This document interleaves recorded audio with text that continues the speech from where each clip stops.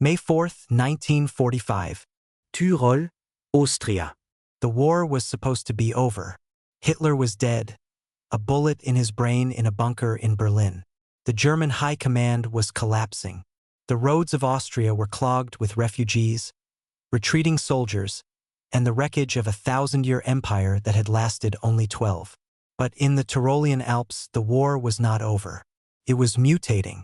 The 17th SS Panzer Grenadier Division, die-hard fanatics who refused to accept defeat, roamed the valleys like wounded wolves. They were executing deserters, hanging white flags from windows, and preparing for a final suicidal stand in the mountains.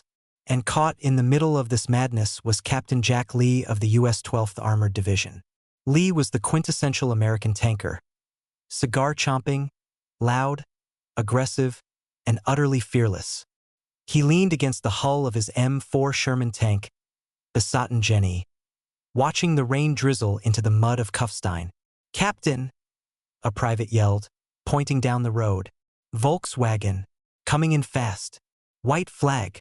Lee grabbed his Thompson submachine gun. "Hold fire. Let's see what they want." A Kübelwagen screeched to a halt 10 yards from the American tank. A German officer stepped out.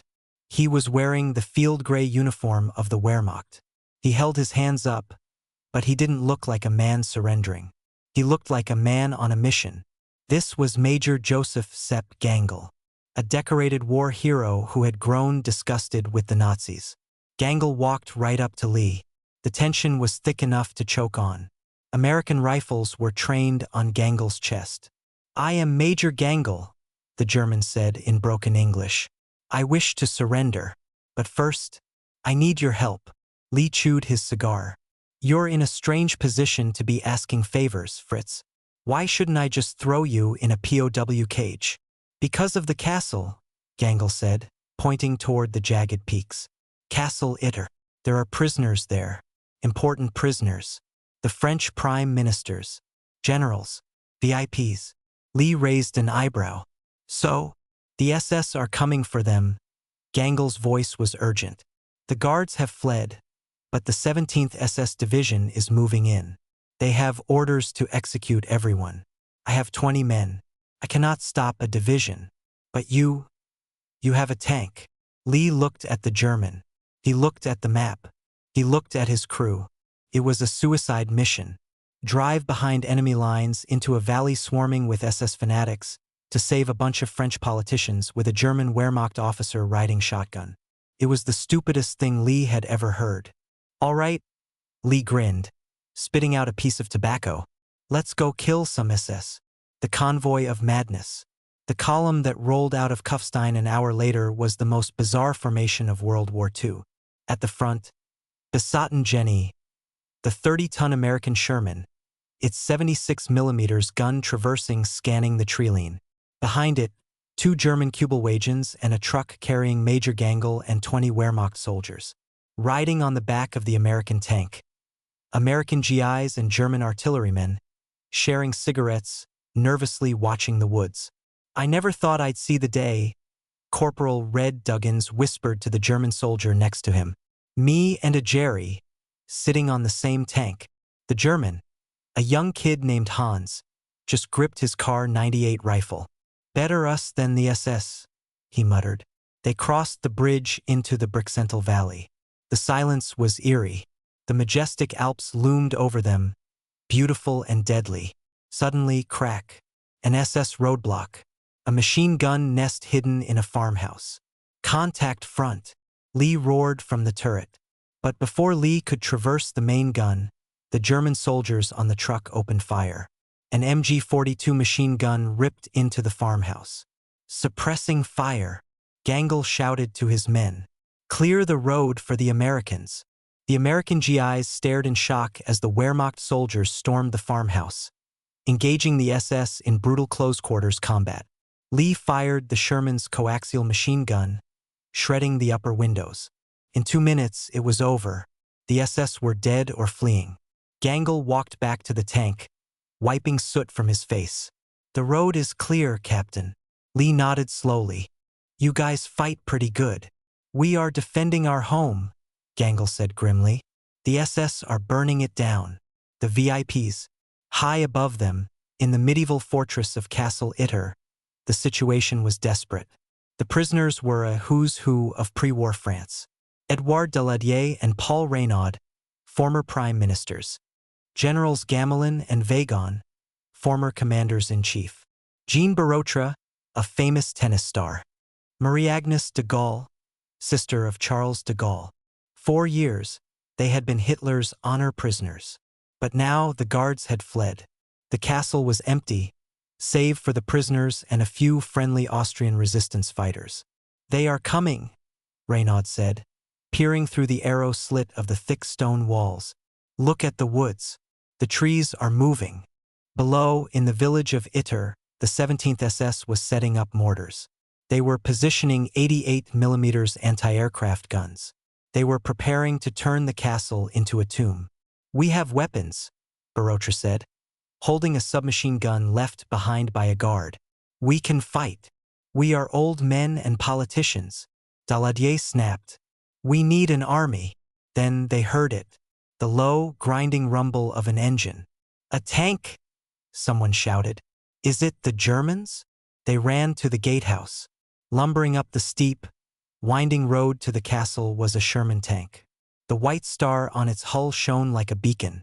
"Americans!" Marie-Agnes cried. "It's the Americans." The siege begins. Lee drove Besatten Jenny right up to the main gate. The castle was a medieval nightmare, thick walls, a narrow bridge, perched on a hill that made it a perfect target for artillery. He jumped down from the turret. Major Gangel followed him. The French VIPs rushed out to meet them, expecting a battalion. They stopped. They saw 1 dirty American captain, 1 tank, 7 American infantrymen, and 20 German soldiers. "What is this?" General Gamelin demanded, pointing at Gangel. "These are the enemy." "These are your reinforcements, General," Lee said, lighting a fresh cigar. "I suggest you be polite. They're the only thing standing between you and a firing squad." Lee took command immediately. He was no longer a tank commander. He was the lord of the castle. "Gangel, put your machine guns in the tower. Hans, take the gatehouse. My tank stays here, blocking the entrance." "Captain," Gangel said, looking at the surrounding hills, "we are surrounded. The SS have the high ground. As soon as the sun goes down, they will attack." "How many?" Lee asked. 100? 200? With anti-tank weapons. Lee looked at his ragtag force. 1 American tank. 7 Americans. 14 Germans. Some had stayed back to guard the bridge. A few angry French politicians with pistols. Against a regiment of SS. "Well," Lee checked his Thompson. "It's going to be a long night. Arrange the VIPs in the cellar. Anyone who can shoot, get to the wall." The first wave. 2,300 hours. The night was pitch black. Rain lashed against the stone walls. Captain Lee stood on the parapet, staring into the dark. Beside him stood SS Hauptsturmführer Kurt Siegfried Schrader. Schrader was another anomaly, a high-ranking SS officer who was convalescing in the castle. He had thrown in his lot with Lee and Gangel to save the prisoners. "They are moving," Schrader whispered. "I can smell them." Ping. A bullet sparked off the stone wall inches from Lee's head. Then the night exploded. Machine gun fire erupted from the treeline from 3 sides. Tracers hammered the castle walls. "Open fire!" Lee roared. The castle defenders unleashed hell. The American .50 caliber machine gun on the tank thumped rhythmically. Thug, thug, thug, thug. Tearing through the trees. The German Wehrmacht soldiers fired their MG-42s from the tower windows. Even the French prime ministers were fighting. Paul Reynaud, 70 years old, was leaning out of a window, firing a stolen MP-40 submachine gun into the darkness. "Take that, you bastards!" Reynaud screamed. From the woods, the SS fired a Panzerfaust anti-tank rocket. Whoosh! The rocket screamed over the wall and struck the gatehouse tower. Masonry exploded. Dust filled the courtyard. "They're trying to breach the gate," Gangel yelled. "They want to get behind the tank." "Don't let them," Lee commanded. Pour fire on the causeway. For 3 hours, the battle raged. American GIs passed ammo to Wehrmacht soldiers. A French general banded the arm of a wounded German private. It was chaotic. It was loud. It was impossible. But they held. As dawn approached, the SS fire slackened. They were pulling back, regrouping. Lee slumped against the cold stone of the gatehouse. He was covered in dust. Gangel walked over to him, holding 2 canteens of wine found in the cellar. "They are testing us," Gangel said grimly. "That was just a probe. When the sun comes up, they will bring the heavy guns." Lee took the wine. "How's the ammo?" "Low," Gangel said. "Very low. And the radio is dead. We can't call for help." Lee looked at the tank. Besatten Jenny had taken a few hits from small arms, but she was still operational. "We have to hold until the 142nd Infantry Regiment realizes we're missing," Lee said. "And if they don't come?"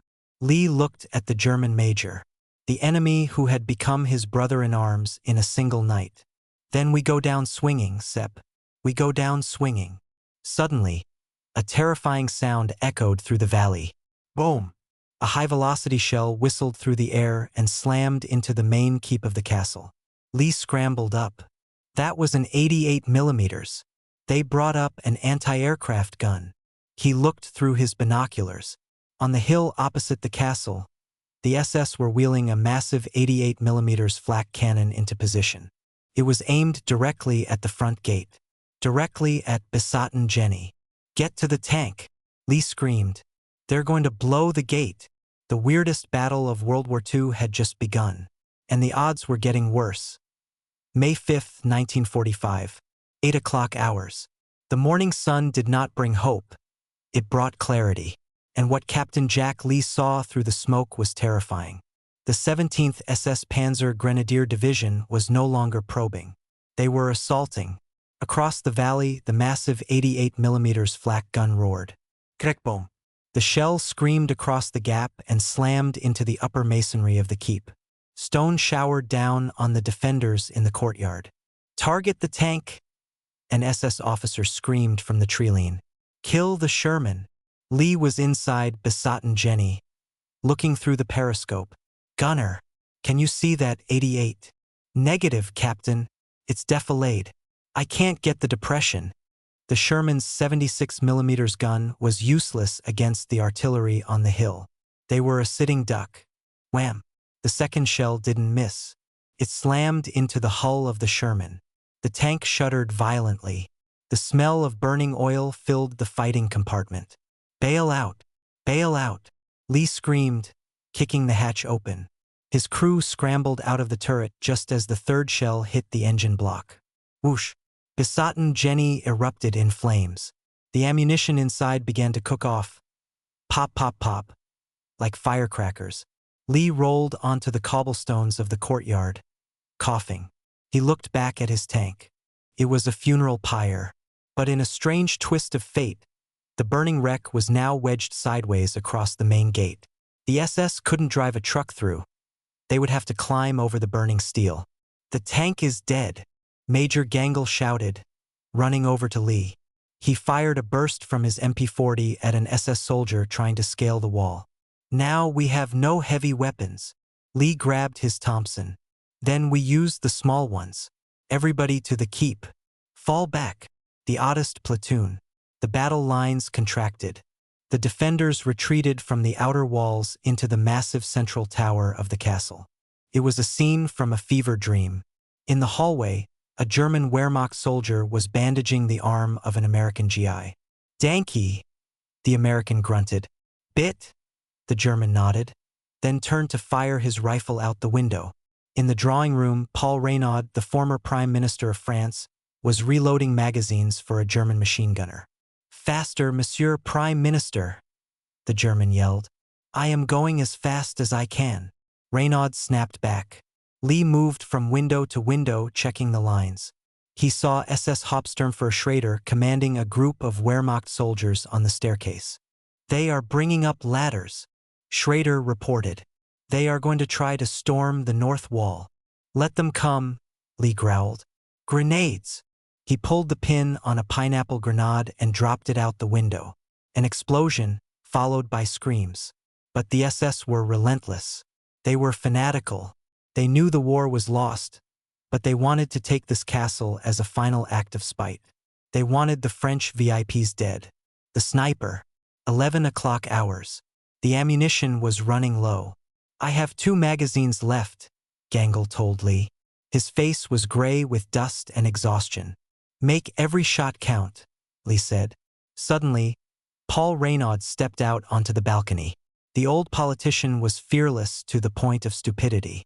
He wanted to get a better shot at an SS officer hiding behind a tree. Monsieur, get back, Gangle screamed. Get down. Reynaud didn't hear him over the roar of battle. He raised his stolen submachine gun. Major Gangle didn't hesitate. He wasn't thinking about politics. He wasn't thinking about how this man was the leader of the nation Germany had conquered. He just saw a civilian in the line of fire. Gangle sprinted across the room. He tackled Reynaud, shoving the Prime Minister to the floor. Crack. A single shot rang out. A sniper bullet. It missed Reynaud. It struck Major Joseph Gangle squarely in the chest. The German officer collapsed. Sepp, Lee yelled, rushing to his side. Gangle gasped, blood bubbling at his lips. He looked at Lee. He looked at Reynaud, who was shaken but alive. Is he safe? Gangle whispered. He's safe, Sepp, Lee said, pressing a bandage to the wound. You saved him. Gangle smiled faintly. A German officer dying to save a French prime minister, while an American held his hand. End the madness, Gangle breathed. And then the hero of the Wehrmacht died. Lee closed Gangle's eyes. He stood up. His grip on the Thompson tightened until his knuckles were white. All right, Lee said, his voice terrifyingly calm. Now I'm pissed off. He turned to the defenders. Nobody else dies today. Do you hear me? Nobody. The tennis player. 12:30 hours. The situation was critical. The radio in the tank had been destroyed. The phone lines were cut. The 142nd Infantry Regiment had no idea the castle was under siege. We need to send a runner, Lee said. Someone needs to get through the SS lines and find the Americans. It was a suicide mission. The woods were crawling with Nazis. I will go, a voice said. Lee turned. It was Jean Barotra. Barotra was a legend. Known as the Bouncing Basque, he was one of the greatest tennis players in history. He was athletic, fast, and agile. But he was also 46 years old. Jean, you're a civilian, Lee said. You'll be shot on sight. I am fast, Barotra smiled. And I have a disguise. He put on a tattered coat to look like a local peasant. He vaulted the castle wall, dropping 10 feet onto the steep grassy slope below. Cover him, Lee ordered. The defenders unleashed a wall of fire to keep the SS heads down. Barotra ran. He didn't run like a soldier, he ran like an athlete. He zigzagged through the trees, leaping over logs, dodging machine gun bursts. He disappeared into the forest. Did he make it? Schrader asked. I don't know, Lee said. But he's our only hope. The final breach. 1400 hours. The SS were tired of playing games. Panzerfaust! A lookout screamed. An explosion rocked the heavy oak doors of the keep. With splintered, smoke filled the hallway. The SS were inside the main building. Bayonets! Lee roared. Hold the stairs. Don't let them up. It became a medieval brawl. American GIs and German soldiers stood shoulder to shoulder at the top of the stairs, firing point blank into the smoke. A German soldier, Hans, ran out of ammo. He swung his rifle like a club, knocking an SS trooper down the stairs. For Major Gangle, Hans screamed. Lee was firing his Thompson one-handed, smoking a cigar he had found in his pocket. Back, Lee yelled.